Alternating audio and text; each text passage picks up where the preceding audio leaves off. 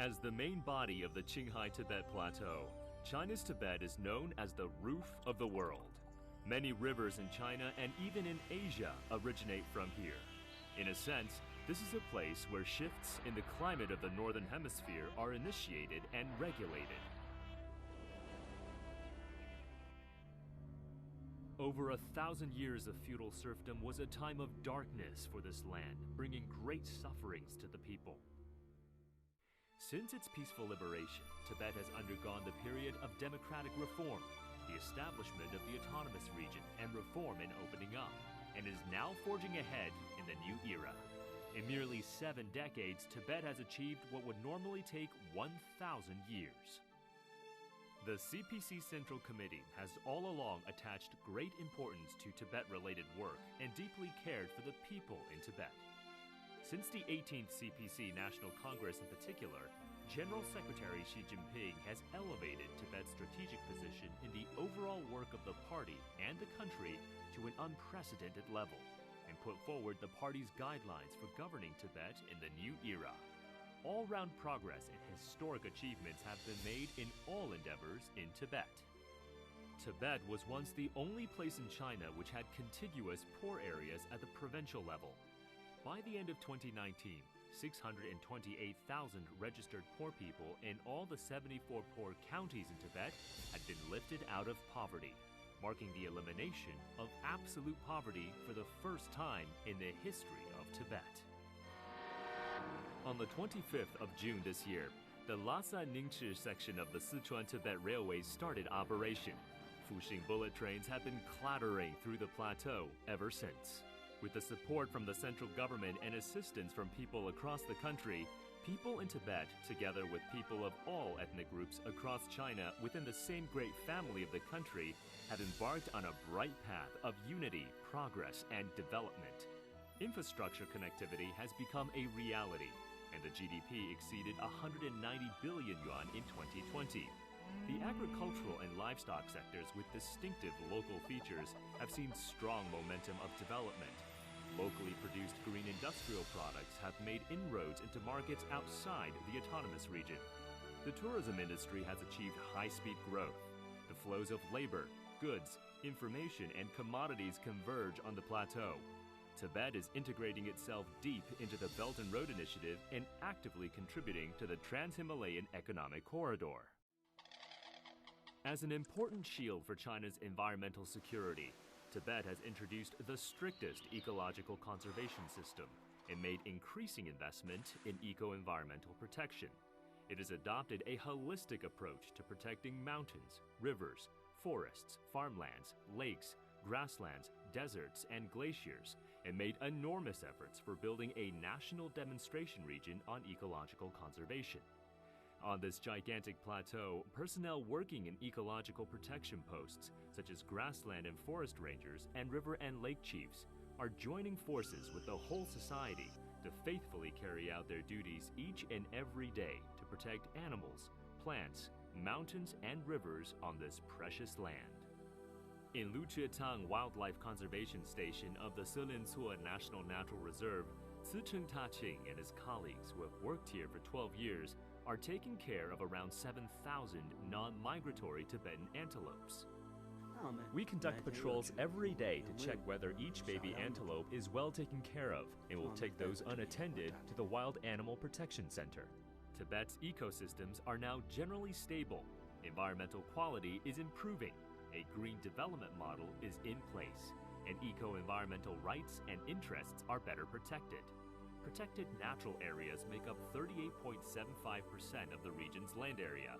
Forest coverage reaches 12.31%, and wetland area totals 6.529 million hectares.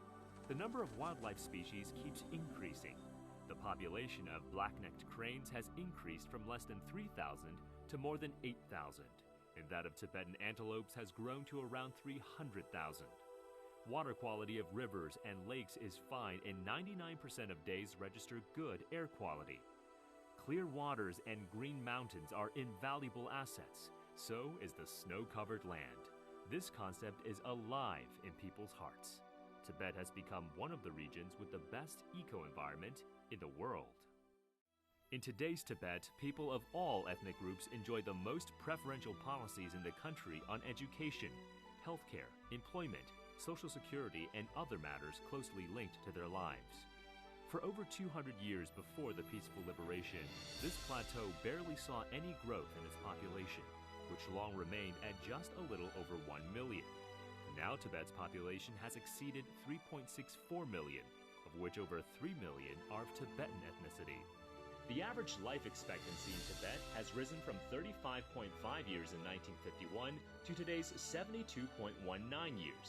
Endemics such as Hydatid disease and Kashin-Bek disease, once rampant, have been eradicated and prevented for the first time in history. I am 82 years old now. I have never dreamed of such a happy life. In today's Tibet, everyone has the opportunity to realize their dreams and fulfill their potentials. After finishing her studies in the UK in 2015, Nijin returned to Tibet and started her own art studio under the Mass Entrepreneurship and Innovation campaign. Through her lens, she is communicating to the world the beauty of a new Tibet. It's a great era for our generation. I was able to show the modern image of Tibet through my photography works to the Western world. Daughters of the Same Mother, a song praising ethnic unity and sung by the famous singer Caidan Zhuoma, has been popular among people of all ethnic groups for more than 30 years. In this land where people of different ethnic groups have been living together in harmony since ancient times, ethnic unity is part of people's lives.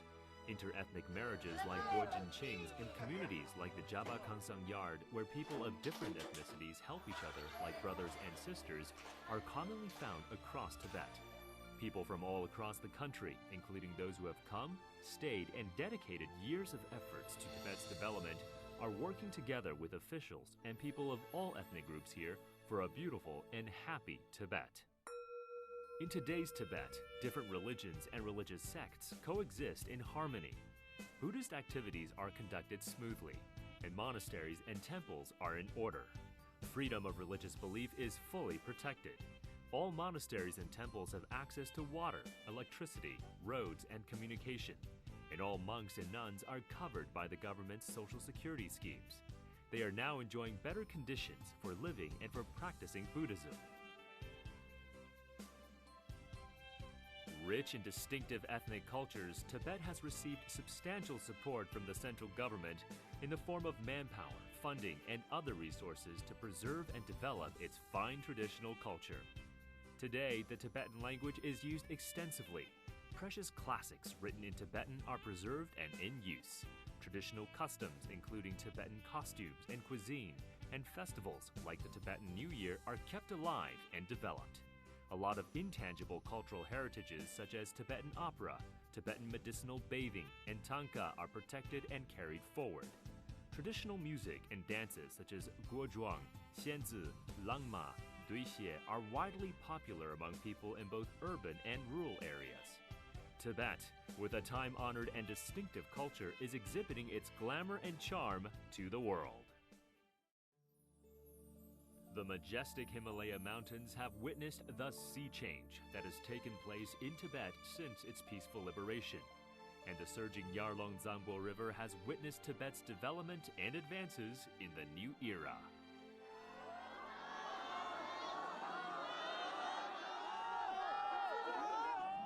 我们56个民族是一个中华民族共同体。只要我们同心协力，只要我们搞好民族团结，只要我们跟着共产党走，只要我们坚持中国特色社会主义道路，我们一定能够如期实现中华民族伟大复兴辉煌的目标。